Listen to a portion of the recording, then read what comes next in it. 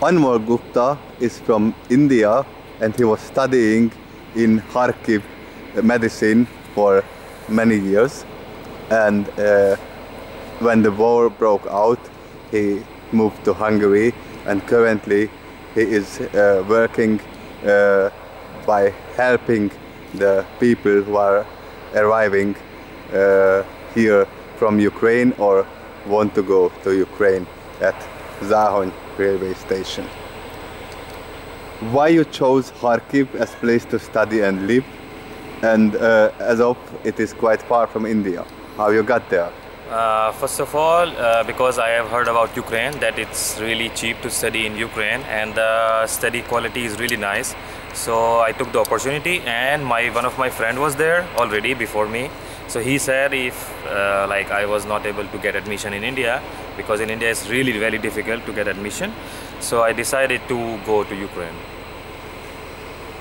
How was the life in Kharkiv before the war, during this decade-long stay, as of you have lived 9 years there? In Kharkiv it's really nice, but in general to live anywhere is really good. It depends on what kind of person you are. If you are okay, then you can live anywhere really good. But in general, the Kharkiv life was like really good, really good. The people are so good. They helped me learn the language, the local language. They used to teach me how I should say something, which if I made a mistake, and they treated me as one of their own. You mean as a local language in Kharkiv, rather the Ukrainian or the Russian? Well, or both? The western side in Ukraine speaks more Russian. So yes, when I came, everything was almost okay. So they speak Russian. That's why I learned Russian more. Yes. But then after the war, they changed some official languages. Then they helped me learning Ukrainian also. So that's why now I know both the languages.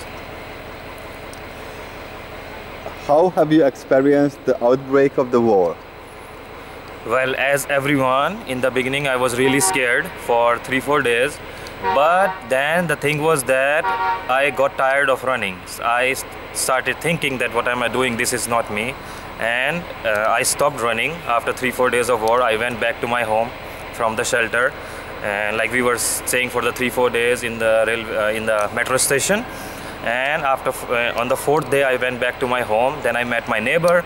They were preparing some underground shelters for the people. They were providing food, water, so I asked them if I can help somehow, and they said yes, of course, we need more people to help. And when the first day when I helped people, I felt like, okay, yes, that's me, so I decided to help more. And how you got from Kharkiv to Záhony, and after how long time you decided to get away from Kharkiv and to come out from Ukraine? I was there till 4th of March. On the 4th of March, there was a bomb in front of my building, which I actually saw with my own eyes, the lightning and the smoke and everything. So it made me think that, okay, even if I want to help, I should be alive first. I feel bad that I abandoned the city, but it's about like, if I want to help, I should be alive. So I tried to move to other city so that I can help more and provide more help to the Ukrainians. And from Kharkiv, it took me, I think, 16 hours in the train and 12 hours of waiting on the railway station. We were waiting with one of my friends from morning, I think 8 o'clock, till evening 9 o'clock almost. And finally we found some train which was supposed to go to Kyiv only, but they changed because of the war schedule, so they took the train to Lviv. And we went in this train 16 hours. There was no space. It was fully packed. We were sleeping on the floor, sitting on the floor, or sometimes standing because it was really uncomfortable. But somehow, after 16 hours, we reached Lviv. And you stayed for Lviv also for a longer time, or you just used it as a transit direction any other country? No, I actually had no idea about Záhony before. I thought that maybe I can move to the eastern side and find something to help. But unfortunately that time was high for the war. So we had this, how do you say, like notice from the Indian embassy that every Indian should leave. So I was trying to find some place to work, or like not work, just to help as a volunteer. But they all were saying no, because you have to leave and you have to go, so you cannot help here or you cannot do something. So I got tired of trying. I was there for 2-3 days. Then I got to know about Záhon through some of my contacts, and they said yes, you can come here, they need volunteers here. So I came to Záhon on 5th of March, and from that day I'm here. How you help the people here?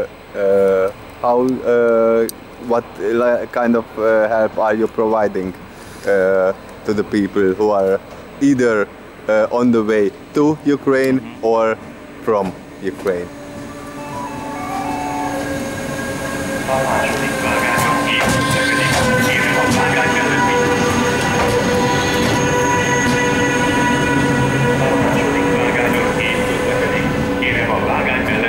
I am actually here from the beginning, when there used to be 9-10,000 people every day. So almost everyone knows me now from 8 months, like police and security guard and the local people in the city and people in the railway station, like almost everyone. In general, I provide them information, like how they can go further, what kind of trains they have. I help them with the luggage if there is some old lady or like almost like grandparents, or there is some lady with the really small kids.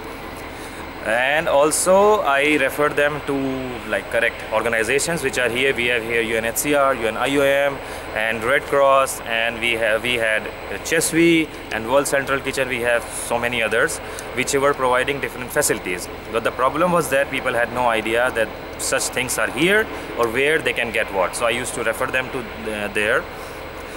And also I tell them about the shelter if they want to spend the night here or if they don't have any place to go further. Are these facilities still here during these times, or after the number of the people arriving here had been decreased, they were closed down? What is the situation now in Záhony if someone arrives here from Ukraine? If someone arrives, then I would like to say there are still few organizations which are still here. They are also doing the best. The local municipality is doing a lot, including the mayor. He's providing a lot of humanitarian aid, and we recently changed the tent to a container which is like warm enough, so we are ready for the winter. And also there are some organizations which ran out of money, so they left. I don't want to take their name, but like, okay, it's manageable. It's understandable that they were here from the beginning. They tried to help a lot, and now there are some international organizations which are still here. So if someone comes from Ukraine, I am sure they will get enough help. What kind of cases and what kind of situations could you experience here? Which were the most typical cases when the people arrived, and which were some very special, very unique situations here? Oh, like that I will have millions of stories, because that time it started, everyone was suffering like really bad, and everyone had their own story. And there were some people, they were working for like 40-50 years in some factory or some labor work. They collected money, they built their home, and it got bombed in like 5 minutes, so they lost everything. Also, they were scared, they were traumatized, they were stressed, anxious, and they were so nervous because they had no idea where they're going, and in different country, different city where no one knows their language and they don't know their language. So it's really difficult to survive like that. And I really wish everyone who left from here, I helped them enough, and they are doing really good somewhere. How many people are now going back direction Ukraine? If you see the people who are coming from Ukraine to Hungary and who are going from Hungary to Ukraine, what do you think? Are there more people coming from Ukraine, or more people going to Ukraine, or are many people pendling between both countries? What do you see here on the train station? I think right now average number of coming and going people from Ukraine is almost 500 every day.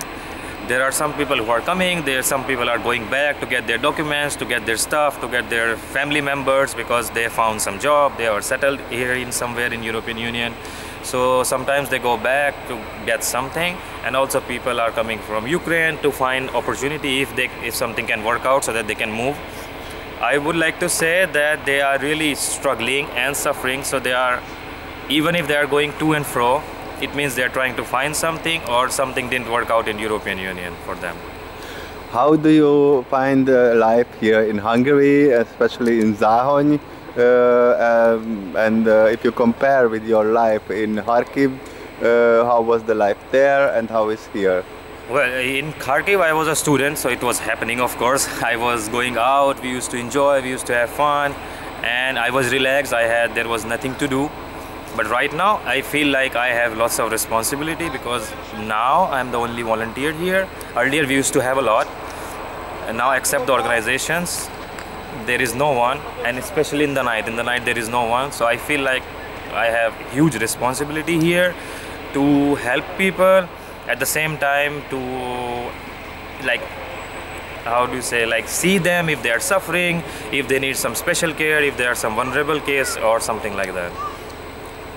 You do it practically day and night here in Záhony. Yes.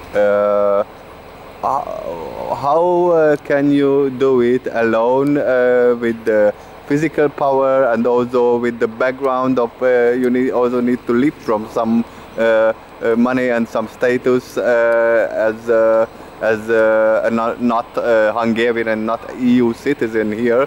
So how can you manage to do this all day job? What is a volunteer job and not a normally paid job? Well, first of all, I don't get paid. It's a volunteer thing, and I don't even really want to take money for this, because I don't consider this as a job. It's help for me, and I'm just helping here, and I will do as long as I can. And about surviving, I think local people in the city and mayor and all the council of the city, they actually, I would like to say, they love me and respect me a lot. So they provide me everything and they help me as much as possible. What do you think? How long can this situation continue? And if it ends somewhen, what are your plans? Going back to Ukraine, or going to India, or staying in Hungary, or moving elsewhere? For now, I actually have no idea, because I had lots of plans earlier, and my plans were actually somewhat contained, because I was not open to this new world of humanitarian aid. So I was thinking to get my diploma and everything and go back to India, work as a doctor, earn money and help more. I have always wanted to help, and now I came to Záhony. I got to know that there are more opportunities and more things in the world where it's bigger, like we can provide help on a bigger platform, on a bigger level. So right now, for now, I have no idea. I would like to say that right now I'll stay here for as long as needed. The war, I feel, I'm scared that it will go for long. About that, we will see if I will be able to stay for that long or not, but I would like to try my best.